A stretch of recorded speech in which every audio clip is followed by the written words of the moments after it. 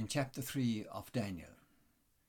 Daniel's three friends, Shadrach, Meshach, and Abednego, are thrown into a fiery furnace because they refuse to pray to an idol.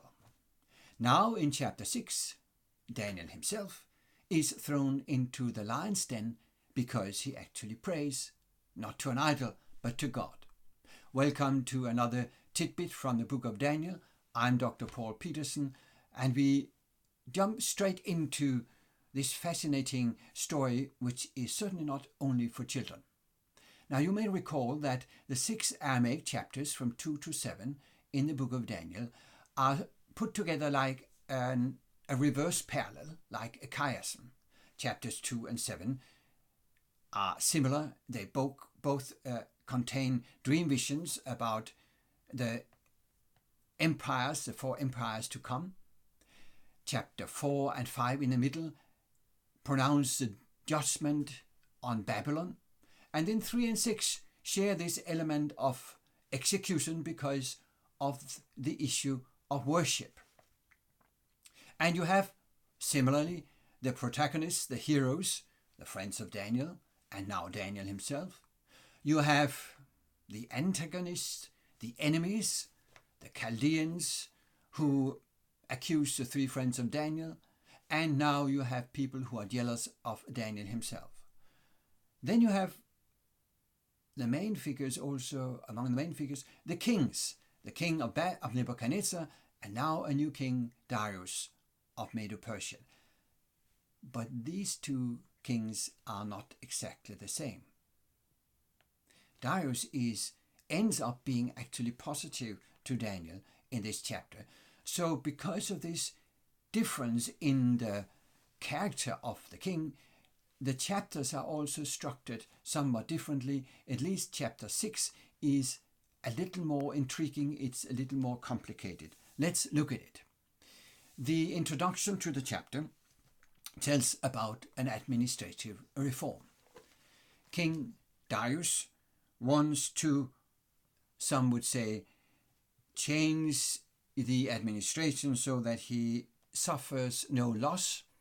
I do believe to those scholars who think that the term nasik in Aramaic rather here refers to being troubled. He wants to let his administration be more efficient. And for that, he puts off a layer of bureaucracy.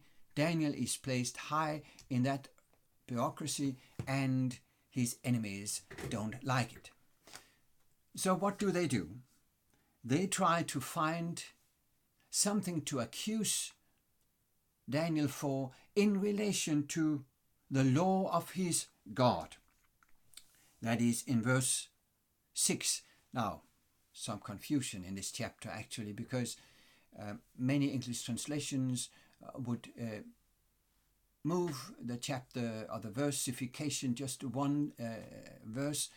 I am here following the Hebrew versification, so bear with me, and maybe you have sometimes to count one verse back or forth. But the main point here, they don't find anything to accuse Daniel for unless they can find it in the law of his God. The term for law here, sometimes translated religion, is very important. The Aramaic dat is a key word throughout this chapter and even into the next chapter. Whenever you have the reference to the laws of the Medians and the Persians, that is the word, that which is also here used in relation to God's law for worship, the law that Daniel follows. Now, the enemies take the initiative. They seek to find something with Daniel, and then you have 3 other situations where they, in some translations, are said to hurry together, come together. The word that is used, regash, means that they hurry. That you have 3 times, so you have their intent, and then 3 times they hurry. And in the middle of their hurry, you find Daniel still praying. the conspirators managed to get King Darius to sign a law that for a while would prohibit anyone from praying to anyone else, Daniel doesn't care. He continues his worship, his daily, regular worship of God. That's in the middle of the events. They find him praying. They hurry to the king to get the king to execute Daniel. And then you find another line in the book, or in the chapter, sorry.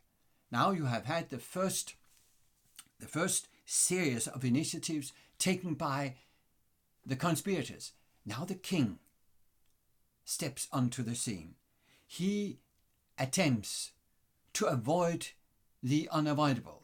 He attempts to save Daniel.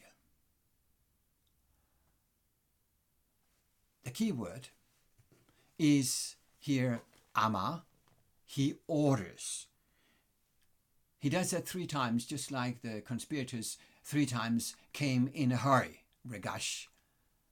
But in the middle of all his initiative and attempt to save Daniel, we have a verse 19, which puts it this way, speaking about King Darius. Then the king went to his palace and spent the night fasting. No diversions were brought to him, and sleep fled from him. Translations differ a little here because we're not actually quite clear what happens except that nothing happens. All the entertainment that a king might enjoy throughout a night in the big Near Eastern palace are cancelled. So the king is fasting. He is doing nothing because there's nothing he is able to do to save Daniel. So these are the 2 initiatives, one from the conspirators, one from the king, and in the middle of each you have first Daniel praying, then you have the king fasting.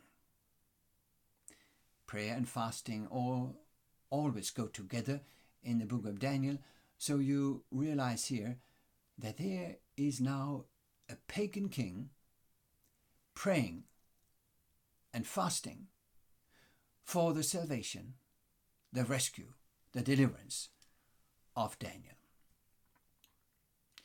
The next morning, Darius arrives at the lion's den and he calls out for Daniel. O Daniel, servant of the living God, has your God, whom you continually serve. This is an important word as well, to serve here, pelag, pray to, worship, serve. Has he been able to save you, deliver you from the lions? And the answer from Daniel is, O king, live forever. My God sent his angel and shut the lion's mouth, and they have not harmed me, because I was found blameless before him, and also before you, O king, I have done no harm. So, the short version of the end of the story, Daniel is brought up from the lion's den. The enemies are thrown down. That is a simple Near Eastern justice. Now, as you look at the characters, we have seen now a little on the structure of the story as it progresses. As you look at the characters, the conspirators are clearly a match for the Chaldeans of chapter 3. They take the same role, nothing more to say about them. The description of Daniel enlarges the picture. It is interesting that as you look through this picture, God or gods are mentioned a number of times, 10 times altogether.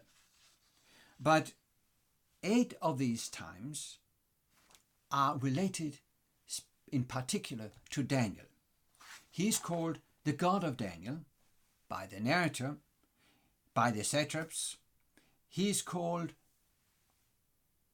by the king, the God of Daniel, that is your God, his God. Daniel himself says, my God. And when you have the expression the living God, it is closely related to the God of Daniel or your God. So when God is presented and mentioned in this chapter, he is in a unique way emphasized as being the God of Daniel. That is a way of underscoring the unique personal relationship that Daniel has with his God. Now, if you move to the character of the king, you notice that the king is actually now fasting, implied praying on behalf of Daniel. And when Daniel greets him from the bottom of the lion's den, he says, O king, live forever.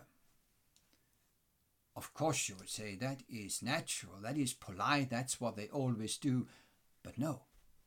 Throughout the book of Daniel, the pagans, Babylonian wise men, and so on, when they address the king, they say, "Oh, may the king live forever, ever."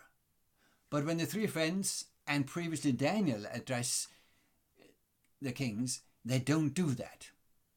This is the first time, the only time, that you, from the Jews, the Jews, the hearers of the narratives, have this polite address, "May the king live forever."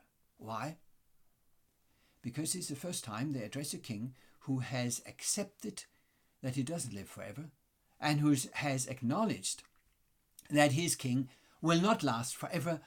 The only kingdom that will last forever is the kingdom of God, and the only laws that are eternal and cannot be broken are the laws of God. So now, as the king has changed, the paradox is the wish for him to live on is natural from the lips of Daniel and his friends. So let's summarize. What are the major themes? The major themes first include the clash of the kingdoms. In this case, the Medo-Persian kingdom clashes with the kingdom of God. And the issue has to do with, are the laws of the Medians and Persians unbreakable?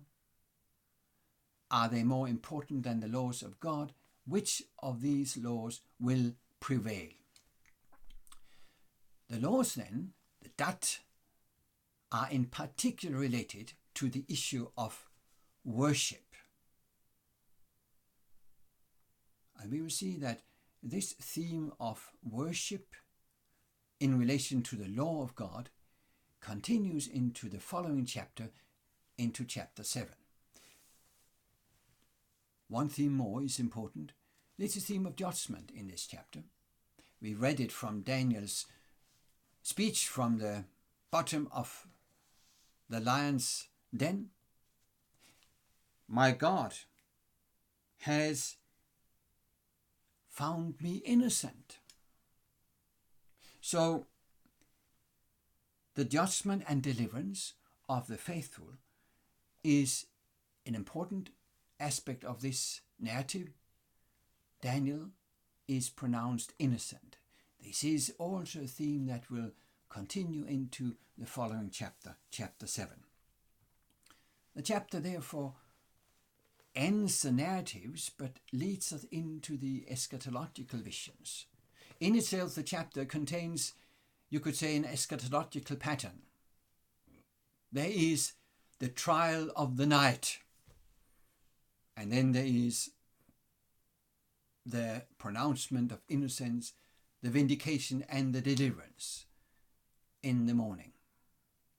It's interesting that early church fathers, when commenting on this particular narrative from the Old Testament, most often would relate it also to the issue of resurrection.